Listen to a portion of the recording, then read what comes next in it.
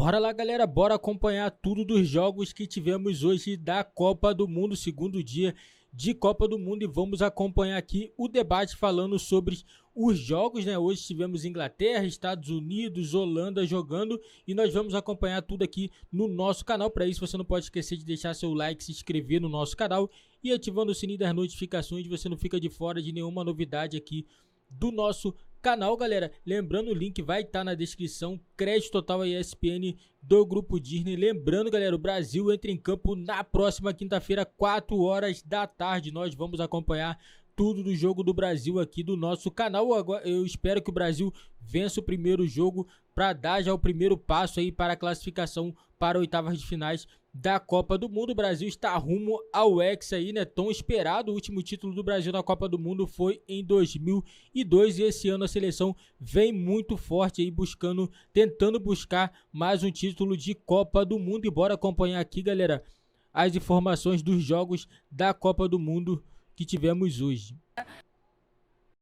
Ô Praz, você olhando para essa partida e, claro, analisando também o adversário, mas você pensou assim, nossa, a Inglaterra está jogando demais? Ou não dá para você ter essa conclusão?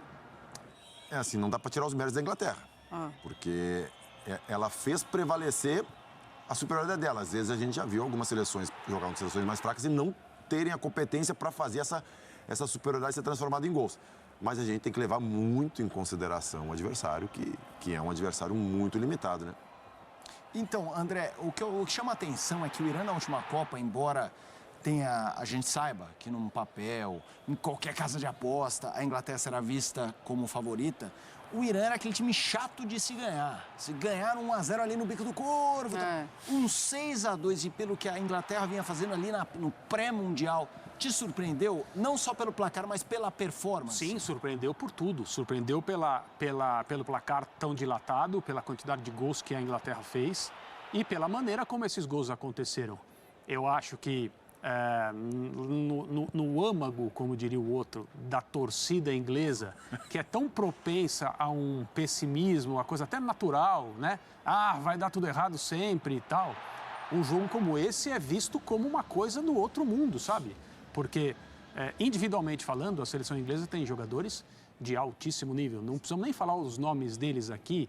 O Southgate tem algumas possibilidades de escalação. Jovens jogadores, como alguns estiveram em campo hoje, fizeram partidas de destaque, gols marcados. E talvez o seu principal jogador não teve tanta influência. Claro, ele atuou de uma maneira mais coletiva, participou de jogadas, mas ele também está ali para fazer gols. E aí não vai nenhuma crítica ao Harry Kane. Se ele fizer todas as partidas da Copa da maneira como fez hoje, ele vai fazer o trabalho dele para a seleção inglesa de uma maneira brilhante. Mas me surpreendeu e eu acho que a estreia da Inglaterra não poderia ter sido melhor. Quando você torna um jogo em que a diferença técnica, do ponto de vista teórico, está ali clara para todo mundo ver, em algo maior ainda depois do jogo, é porque você fez a sua parte, você foi muito bem e a seleção inglesa foi, de fato, muito bem na estreia desse Mundial. Ô Praz, é uma seleção que começa ali até os 20 minutos tentando entender o Irã, tentando entender como é que o seu adversário está jogando e a partir do momento que entende, consegue colocar exatamente o Irã na armadilha. Eles deixam o Irã defender e aí depois eles conseguem ter toda a liberdade para fazer os seus gols. Quando a gente fala que o adversário tem que ser levado em consideração, né? Eu volto a falar, óbvio, que a gente já viu times grandes se complicarem contra times em inferioridade técnica. Isso é mérito da Inglaterra, o placar, mas a gente tem que levar muito em consideração, porque quando a gente começa a ver os gols que o Irã tomou, tem erros que são, assim, erros técnicos de abordagem individual, erros táticos de setores, né? Falhas setoriais e falhas coletivas. Então, assim, e a gente está falando do time da melhor liga do planeta, né? Não que o futebol seja o melhor do planeta, mas a liga é a mais competitiva. E isso traz uma certa competitividade para a seleção. Mas, assim, o nível e, assim, muitos dos gols que o Irã tomou foram erros muito grotescos, né? A gente tem aí a ficha técnica da partida, a gente vê que a Inglaterra dominou todos os itens citados, aí posse de bola, chutes no alvo, grandes chances, ações na área rival, duelos ganhos. A gente já vai falar mais do Harry Kane, mas um personagem que eu acho interessante é o Saka, no sentido em que ele perdeu o pênalti na final da Euro, sofreu com o episódio de racismo e hoje foi brilhante, é muito jovem. Então, assim, a importância de assumir ali responsabilidades em um momento tão complicado. Eu achei que você... Só eu olhei aqui, né? Só no campo visual, achei que era o Mendel. Achei que você ia chamar o Mendel. Não, ainda não. Você achou mesmo? É preciso fazer o encontro entre o Mendel e o Southgate. Eles nunca, uma foto do Southgate nunca foram vistos na mesma sala. Ou seja, pode ser a mesma pessoa. Isso é um mistério. Mas você falava sobre o Saka, né? Então, talvez entre os jogadores todos da seleção inglesa felizes nesse momento, devem estar acordados ainda, por mais que seja tarde lá, sem brincadeira nenhuma, porque, né, demora para depois você dar uma aliviada e conseguir descansar e efetivamente dormir. Mas ele deve ser um dos mais orgulhosos, né, da atuação de hoje, porque existe uma pressão muito grande. Eu acabei de falar agora há pouco sobre o pessimismo natural, uma coisa quase atávica do inglês, mas a pressão por eles fazerem parte da principal liga do planeta, que sob vários aspectos é meio uma bolha. Existe a Premier League e existem todas as outras. Hoje é assim, em qualquer aspecto. E durante muito tempo foi a liga dos grandes técnicos do mundo, nem sempre dos grandes jogadores, mas a coisa vai mudando, até pelo declínio do Ronaldo, declínio do Messi, etc. Jogadores que estão na liga inglesa estão cada vez mais, de maneira numerosa, entre os melhores do mundo. E a seleção inglesa, por mais que colecione insucessos e frustrações, como foi a última Euro em casa, a derrota na final, etc., vive sob um ambiente de muita pressão. E o Saka era uma vítima desse ambiente, desde a última vez que a Inglaterra disputou algo importante. Então, acho que nessa chuva de gols hoje, o fato dele ter contribuído é muito importante para ele, no sentido individual, da confiança para a sequência, e ajuda também a tirar uma série de coisas que alguns jogadores, não só ele, vem carregando nesse período pré-Copa. A gente falou sobre o Kane, vamos mostrar números do atacante e capitão da seleção inglesa, que no último Mundial fez muitos gols, foi determinante para a Inglaterra chegar à semifinal e hoje não fez em um jogo de 6 gols, Praz, mas como disse o André, foi muito participativo. Dos 6 gols, ele deu 2 assistências, daí tem 13 passes tentados, passes completos 9, foi o líder no elenco de assistências. E é interessante, não é que ele não fez gol, ele não deu nenhum chute a gol. E você, como, acho que ex-jogador e goleiro, pode ter essa perspectiva assim de grandes jogadores, líderes de time, que muitas vezes podem ter uma jornada em que ele não faz o que se espera no sentido de gols, mas ele fez todo o ataque rodar, inclusive com passes que não geraram gols. Qual a importância do Kane e qual a importância de um cara como esse, que tem como recurso fazer gols, ser determinante sem contar com bola na rede? A gente se apega muito aos números, né? Ao número da camisa, a posição no campo, o 9, e aos números da estatística, né? Mas os números são frios, né? A gente tem que entender como foi a partida, em que situação, se ele não conseguiu mais finalizações porque ele teve mal tecnicamente, porque ele não fez as funções táticas dele, ou porque, de repente, ele abriu mão, de uma presença maior de área para conseguir quebrar essa linha de defesa do Irã e abrir espaços para outros jogadores entrarem, né? Então, assim, a gente tem que analisar com muito cuidado. Claro, os números são importantes, mas a gente tem que pegar os números e juntar com a observação do jogo para poder... Ou até a gente também não sabe se esse papel foi exatamente o que o técnico pediu para ele. Pode ser também. Que é uma informação que só eles podem dar. E se por acaso foi isso, ele foi brilhante, magistral. Exatamente. Magistral. E o técnico também. A estratégia é tudo, né? Eu fiquei me perguntando também se aquela substituição do goleiro do Irã, que logo no começo da partida ele é substituído depois de uma concussão, também feio, é feio. Né? Né? E como que se permitiu, desculpa até te atropelar, ele voltar, Marcelo, né? ele permanecer no jogo Exatamente. por alguns minutos até ficar claro que ele não dava, que ele não tinha condições de continuar. O futebol ainda não conseguiu se entender com os danos, com os riscos de danos à cabeça nesse tipo de choque. Verdade. E com os problemas que isso pode causar. a regra do futebol não considera a substituição de um jogador que, né, precisa ser avaliado fora do campo. Sim. Numa situação como essa. Às vezes, nem mesmo quando o jogador perde a consciência, o que deveria ser, acabou a conversa, sim, amigo, sim. acabou. Se o jogador fala que ele quer voltar, ele quer jogar. E uma pergunta também que precisa ser respondida é, qual jogador diz imediatamente, não, eu não aguento, eu preciso ir embora? A decisão não pode ficar na mão do jogador, talvez nem na mão do médico do clube. Tem que haver, no mínimo, um médico independente ali para falar, não, esse cara não vai voltar. Verdade. E é um absurdo que tenha acontecido uma Copa do Mundo. Pois é, e pela primeira vez, né, daqui a pouquinho a Renata Royal chega aqui para falar também, porque pela primeira vez tivemos 6 substituições, porque a substituição por concussão ela não conta. Então o Irã fez mais 5 substituições, além da substituição inicial ali do goleiro. Realmente é uma imagem muito, mas muito feia mesmo. Ele volta ainda, permitem que ele volte e depois ele acaba caindo no chão dizendo que não tem nenhuma condição. Mas eu queria que você falasse, Praz, sobre isso, assim, sobre o impacto emocional que no primeiro jogo, nos primeiros minutos, uma substituição como essa, ela causa em uma seleção como o Irã, que já ia entrar para se defender. Afinal, o ponto forte da seleção é se defender do Irã. Assim, aí a gente volta lá para a questão do Tite, da seleção brasileira, de falar escalação ou não, né? Eu estou levando para esse lado por quê? Para a parte mental, assim. O Abel do Palmeiras, ele usa muito isso. Ele não fala o time antes do jogo, só na hora do jogo, os jogadores ficam sabendo.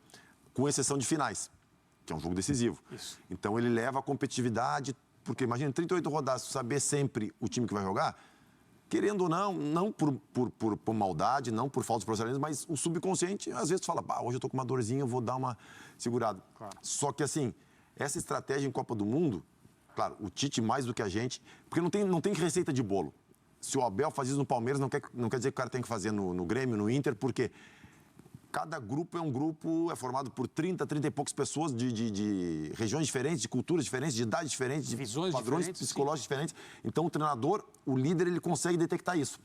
E o Tite, com a experiência que tem, óbvio que consegue detectar isso no grupo dele.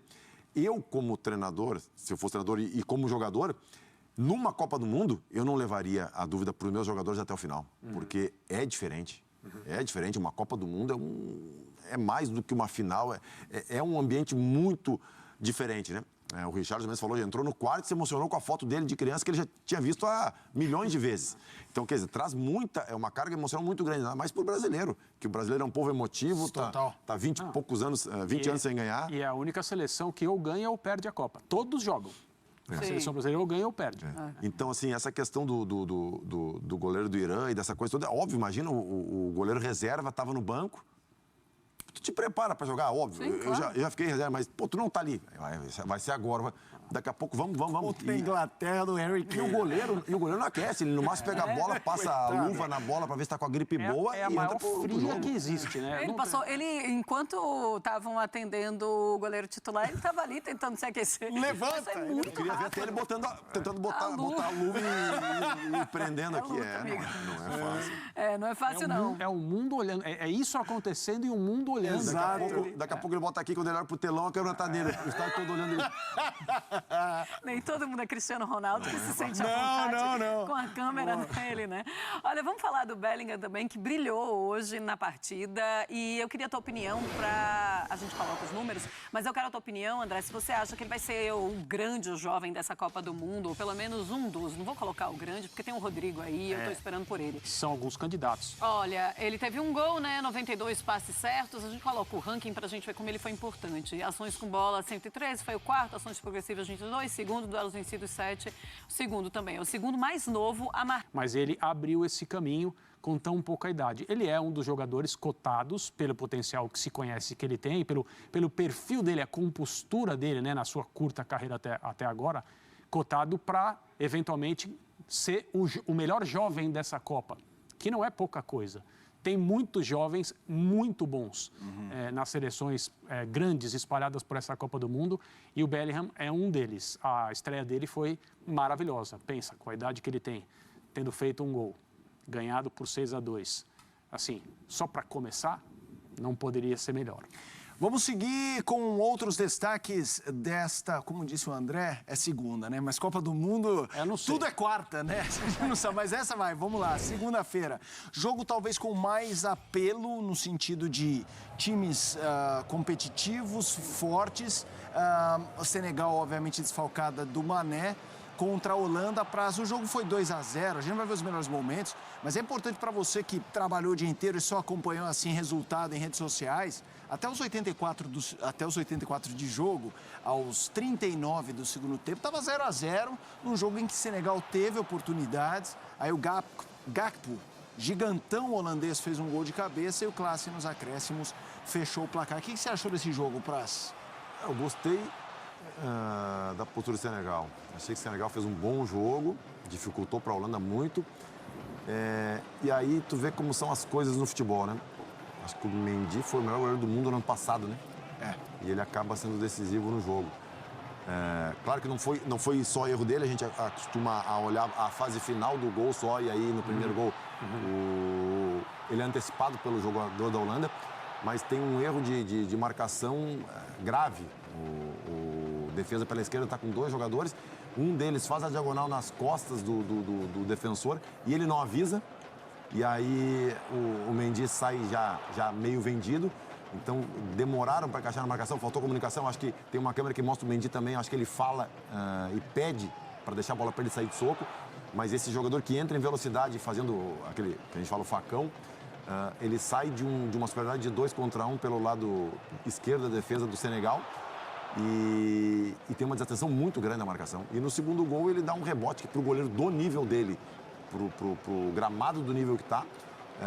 Tu vê que ele já vai... Não é que ele decide espalmar. O movimento que ele faz com uma mão rente ao solo já é de espalmar na saída da bola. Ele nem teve a tentativa de tentar segurar e aí falhar tecnicamente e soltar, né? Tá, e a gente está vendo, daqui a pouquinho a gente vai colocar... Ele sai de trás lá, ó. E faz a diagonal nas costas do zagueiro. Faltou comunicação, né? Daqui a pouquinho a gente coloca os números de Senegal e Holanda. Tínhamos apostado 2-2. Aí depois que a Holanda fez 2, estava esperando os 2 do Senegal, que não teve jeito, saiu não. O André Kfouri, agora, se você fosse o técnico da Holanda, você estaria muito preocupado? Não. Eu teria... comentários a fazer, evidentemente. Poderia ter sido uma estreia melhor. Não acho que foi uma beleza. Mas a Holanda conseguiu se estabelecer, creio eu, em um bom trecho do jogo, como o melhor time. O Senegal fez uma excelente estreia, pensando que o pré-Copa de Senegal foi tão problemático, ter dificultado a partida para a seleção holandesa de tal forma que a coisa só ficou decidida já na reta final da partida. É algo para se trabalhar em cima, mas com boas sensações. O Van Gaal é um cara inconformado por natureza, ele sempre foi assim. E ele deve ter ficado satisfeitíssimo com o resultado. As imagens dele na hora do segundo gol mostram um raro sorriso e uma explosão de felicidade.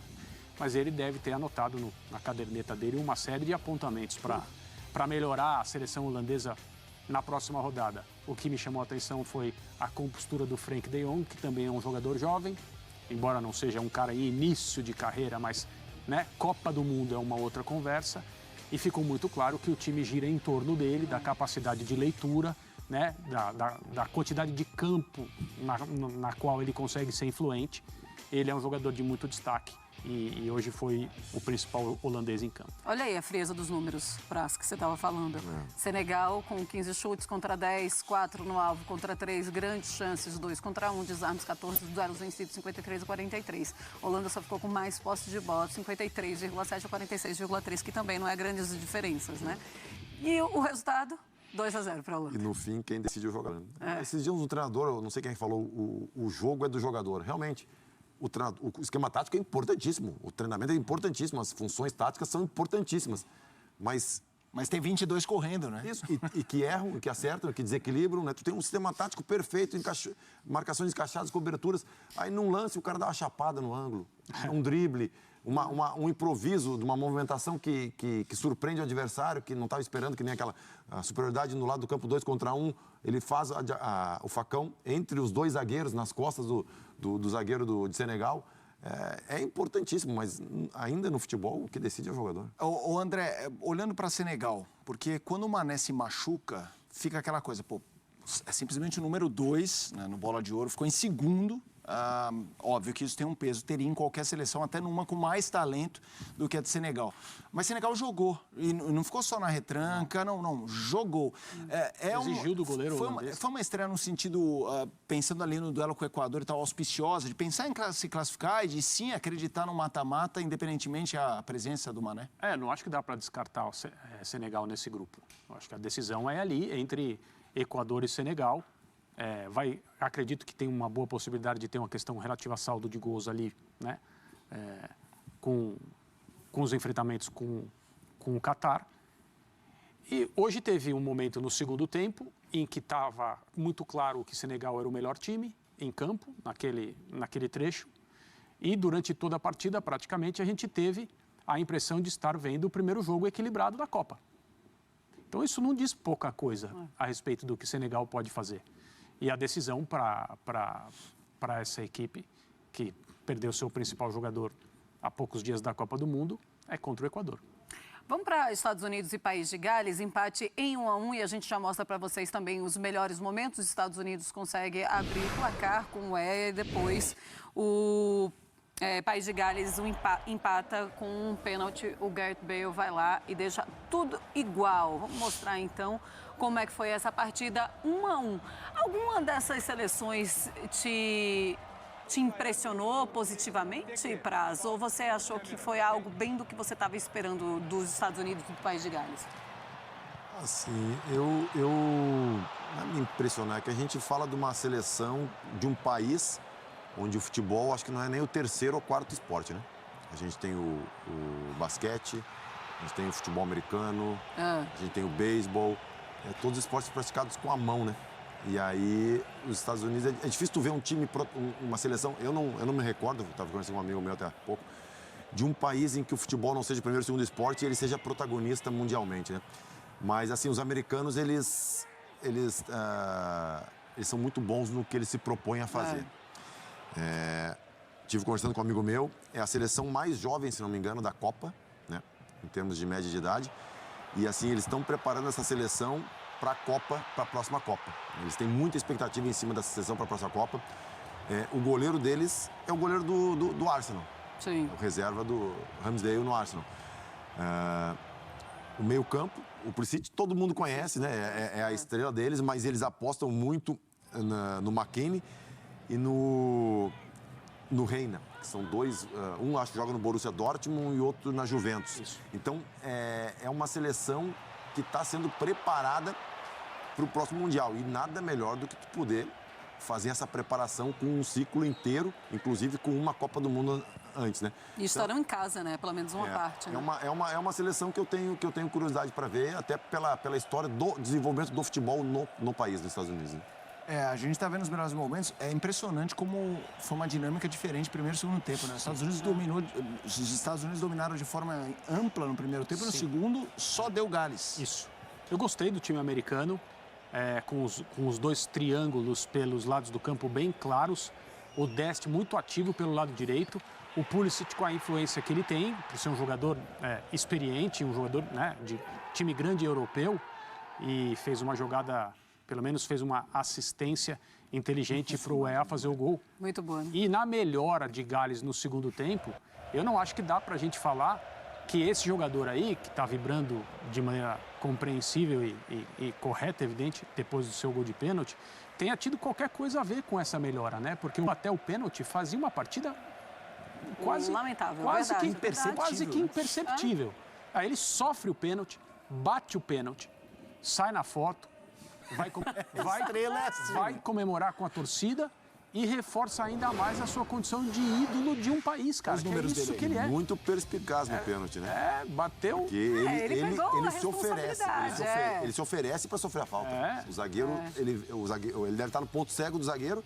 O zagueiro tenta o corte e ele entra na frente e acaba sofrendo a falta. Mas aí a gente mostra. Certeza que prefere golfe? Bom, ele prefere, mas ele é muito bom jogador.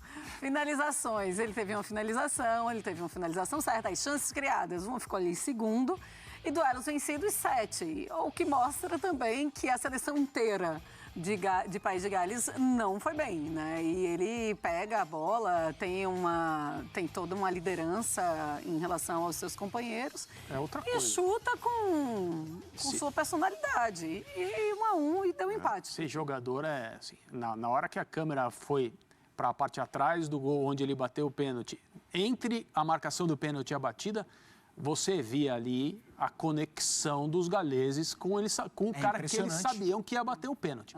Aí ele faz o gol, vai comemorar ali, e ele é um ídolo gigantesco nessa história recente de Gales, na Copa, gol marcado, empatando um jogo que parecia complexo ali em relação a atuações, né? Mesmo que Gales tenha melhorado muito no segundo tempo, ele não era o líder, mas ele termina como líder, porque ele é o líder. Essa é isso. Coisa. E os números, né, mais uma vez, né, Marcelo? Pois ele foi o primeiro em finalizações certas. E também o primeiro no ranking no número de gols para a seleção dele. Não, mas isso que ele falou, que o André falou, é interessante, né? Porque é quase em alguns países, isso ok, vale até para país muito tradicional, mas em países, entre aspas, menores, assim, País de Gales merece o nosso respeito, mas há muito tempo longe. Quando o cara é um símbolo do país, que foge muito à questão do futebol, acontece isso que o André fala, é quase o filme, eu não vou falar de William Wallace, porque Coração Valente é a Escócia, mas vocês entenderam, é quase como se o cara pintasse a cara todo. O clima é esse, Vocês viram os torcedores, eles cantando o hino, eles sentem. É impressionante, cara. Quantos anos também que o País de Gales não ia para a Copa? 60 e tantos, né? É o tipo de roteiro que você sabe que o cara pegou a bola e fala, não, ele não vai errar agora. O futebol prega peças no momento mais decisivo, numas quartas de final, é sempre... Não seja tão cruel assim. Mas, né, é isso que é o legal do futebol, né? A gente vê um cara desse que é o símbolo, é uma figura que é um símbolo de um país, né? Não só o futebol, mas o esporte, ele traz esse componente para alguns países que não tem uma relevância no mundo esportivo muito grande. Então, em momentos assim, a população, principalmente assim, em países menores em termos de população, ou então com dificuldade em termos econômicos, tem essa parece que o público se transporta para dentro do campo e vê nesse atleta a sua verdadeira representação, né? Sou eu que estou lá dentro. Então, cria essa sinergia muito boa. 64 anos que País Sem de Copa, Gales não ia. Então, assim, eu acho que a imagem, além do Gareth Bale, é daquele menininho vibrando também. Ele é maravilhoso. Maravilhoso. Não, e ele tinha... O moleque já é um lutador. Pois é, olha, a Copa do Mundo, eu torço... Galera, é muito tempo, né, sem disputar uma Copa do Mundo, né? Muito bacana ver o Gareth Bale aí jogando, né, pela seleção, né, do país dele. Ele é ídolo, né? Às vezes ele não pode ser ídolo no clube que ele joga, mas na seleção ele é ídolo, é um grande jogador, teve um excelente momento também pelo Real Madrid, né? Mas depois das últimas contusões perdeu muito espaço, né? E hoje, né, o jogador na seleção brasileira é o principal jogador da seleção do País de Gales. E lembrando, né, hoje só tivemos 3 jogos. Ontem na abertura tivemos Catar e Equador, né, Equador vencendo por 2-0, Inglaterra e Irã.